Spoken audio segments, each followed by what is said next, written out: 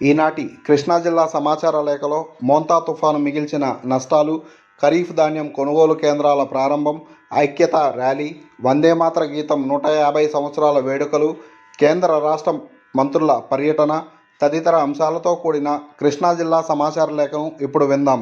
వ్యాఖ్యానం సామా సునీల్, కృష్ణా జిల్లా ఆకాశవాణి ప్రతినిధి. మోంతా తుఫాను కృష్ణా జిల్లాకు తీరని నష్టాలను మిగిల్చింది. తుఫాను సమయంలో సముద్ర తీర ప్రాంతంలో పునరావాస కేంద్రం వద్ద పరిస్థితులను రాష్ట్ర మంత్రులు కొల్లు రవీంద్ర, వాసంశెట్టి సుభాష్, గొట్టిపాటి రవికుమార్, కృష్ణా జిల్లా కలెక్టర్ డీకే బాలాజీ పర్యవేక్షించారు. జిల్లాలో 26 మండలాలలో తీర ప్రాంత గ్రామాలు తుఫాను తాకిడికి దెబ్బతిన్నాయి. 49,000 హెక్టార్ల విస్తీర్ణంలో ఉద్యాన, వ్యవసాయ పంటలు దెబ్బతిన్నాయి. 113 గృహాలు ధ్వంసమయ్యాయి. 272 పునరావాస కేంద్రాలను జిల్లాలో ఏర్పాటు చేసి 18,000 మందిని తరలించారు. తుఫాను ప్రభావిత ప్రాంతాలలో ప్రజలకు కావలసిన ఆహారం, త్రాగునీరును జిల్లా అధికారులు అందించారు.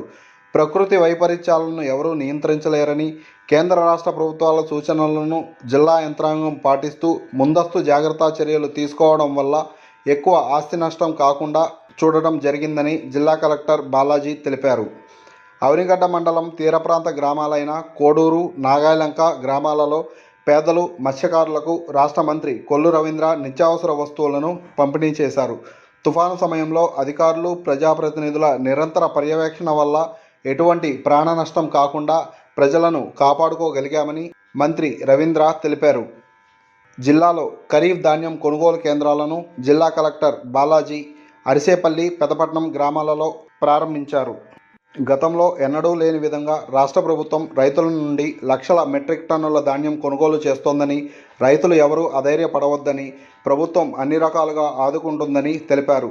రైతుల పొలాలలో ఉన్న ధాన్యాన్ని రైతు సేవా కేంద్రాల ద్వారా కొనుగోలు చేస్తున్నట్లు కలెక్టర్ బాలాజీ తెలిపారు.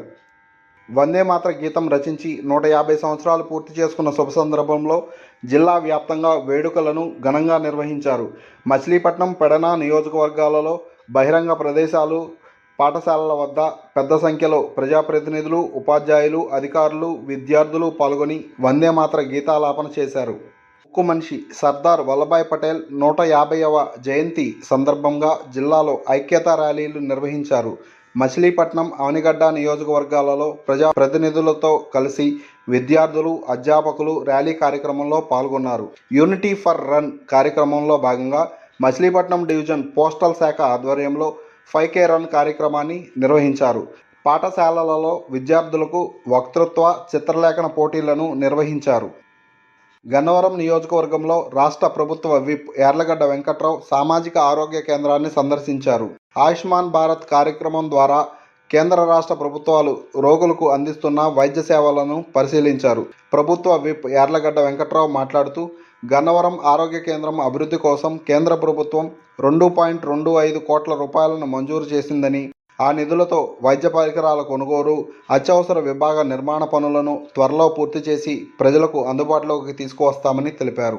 గన్నవరం, పెనమలూరు నియోజకవర్గాలలో కేంద్ర వ్యవసాయ, రైతు సంక్షేమ శాఖ సంచాలకులు పొన్నుస్వామి బృందం పర్యటించింది.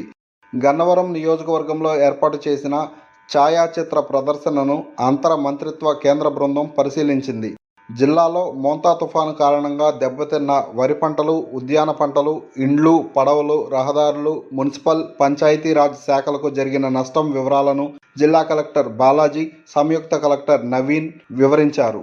వాటర్ షెడ్ మహోత్సవ కార్యక్రమానికి ముఖ్య అతిథిగా పాల్గొనడానికి కేంద్ర వ్యవసాయ, రైతు సంక్షేమ, గ్రామీణాభివృద్ధి శాఖ మంత్రి శివరాజ్ సింగ్ చౌహాన్ గన్నవరం విమానాశ్రయానికి భువనేశ్వర్ నుండి ప్రత్యేక విమానంలో విచ్చేశారు. కేంద్ర మంత్రి శివరాజ్ సింగ్ చౌహాన్కు కేంద్ర సహాయ మంత్రి పెమ్మసాని చంద్రశేఖర్, రాష్ట్ర ఆరోగ్య శాఖ మంత్రి సత్యకుమార్ యాదవ్, బీజేపీ కిసాన్ మోర్చా రాష్ట్ర అధ్యక్షులు చిగురుపాటి కుమారస్వామి పుష్పగుచ్చం అందించి సాదర స్వాగతం పలికారు. ఇప్పటి వరకు మీరు కృష్ణా జిల్లా సమాచార లేఖ విన్నారు. మరిన్ని వార్తా విశేషాలతో డిసెంబర్ నెల సమాచార లేఖలో కలుసుకుందాం. సామా సునీల్, కృష్ణా జిల్లా ఆకాశవాణి ప్రతినిధి.